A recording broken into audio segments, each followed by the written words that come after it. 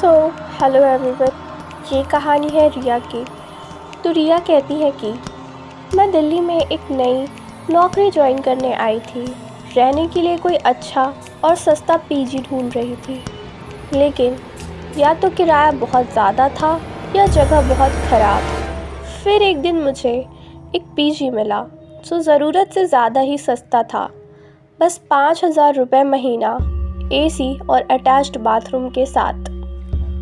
इतनी अच्छी डील देखकर लगा कि कोई मुझे धोखा तो नहीं दे रहा, लेकिन मकान मालिक ने मिलने के बाद सब शक दूर कर दिए। वो एक अधेड़ उम्र का आदमी था जिसने बहुत कम बातें की, बस यही कहा कि पीजी में कोई और नहीं रहेगा, तुम्हें अकेले रहना होगा, और हाँ, रात के बाद ऊपर की मंजिल पर मत जाना।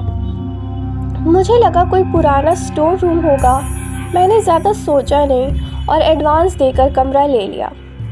काश मैं तब समझ जाती कि ये मेरी सबसे बड़ी गलती होने वाली थी। पहली रात अजीब हलचल हुई। सामान रखकर मैंने थोड़ा कमरा सेट किया और सोने चली गई। रात के करीब 2 बजे कुछ आवाज़ें आना शुरू हुई और उन आवाज़ों की वजह से मेरी नींद खुल गई। ऐसा लगा जैसे कोई धीरे धीरे दरवाजे के बाहर चल रहा हो। मैंने सोचा कि शायद मकान मालिक होगा, लेकिन फिर याद आया पीजी में मैं अकेले रहती थी। कुछ देर बाद आवाज़ें बंद हो गई, लेकिन फिर बाथरूम का नल अपने आप चलने लगा। मैंने धीरे से उठकर देखा, नल पूरा खुला हुआ था और पानी बह रहा था। डर तो लगा, लेकिन मैंने सोचा कि शायद मैंने बंद करना भूल दिया होगा। नल बंद किया और फिर से सो गई। दूसरी रात ऑफिस से आकर खाना खाया और सोने चली गई। करीब 3 बजे एक ठंडी हवा का झोंका आया और मेरी नींद खुल गई। कमरा बंद था, खिड़कियां बंद थी, फिर ये हवा कहाँ से आई? तभी दरवाजे के बाहर किसी के चलने की आवाज़ आई।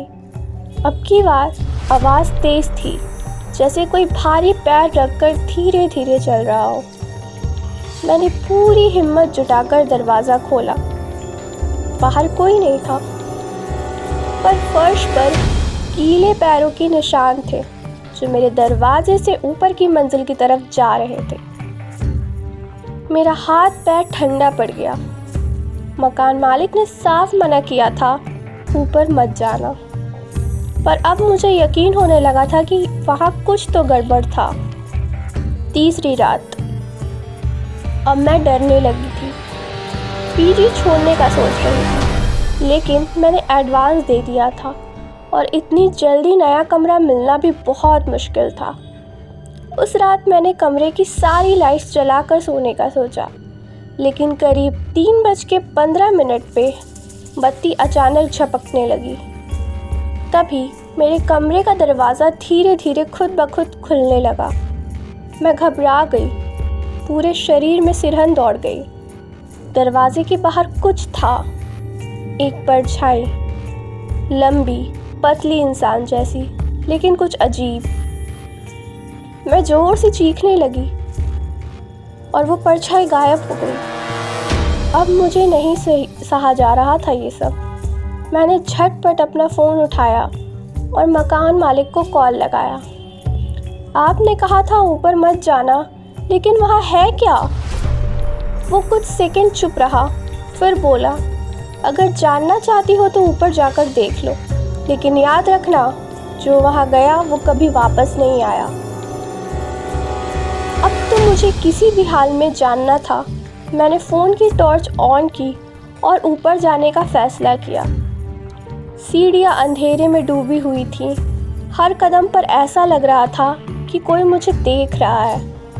ऊपर पहुंचकर देखा, एक कमरा बंद था, लेकिन दरवाजे पर ताला नहीं था।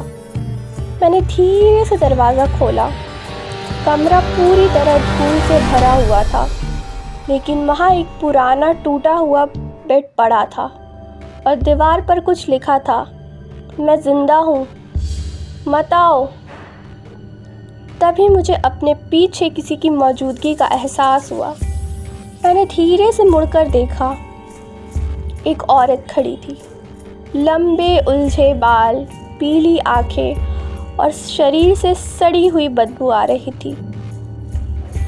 वह एकटक मुझे घूर रही थी। अचानक वो भयानक चीख के साथ मेरी तरफ बढ़ी। मैंने दरवाज़ा धक्का देकर बंद किया और सीढ़ियों की तरफ भागी। पीछे से आवाज़ आ रही थी, रुक जा, मत जा। मैंने अपने कमरे का दरवाज़ा बंद किया, सामान उठाया और बाहर भाग निकली।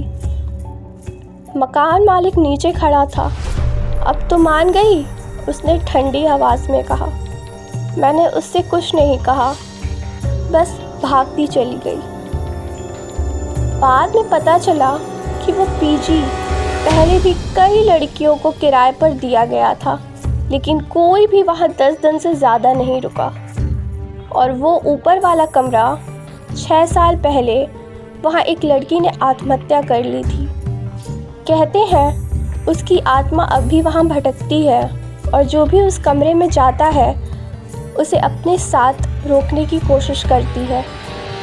उस रात के बाद मैंने फिर कभी उस पीजी की तरफ मुड़ कर भी नहीं देखा। लेकिन कभी कभी जब आधी रात को कोई दरवाज़ा अपने आप खुल जाता है या नल अपने आप टपकने लगता है, क्या वो अब भी मेरे साथ है? मुझे बस हमेशा ऐसा ही लगता है और इसी बात का डर मेरे दिल में रहता है।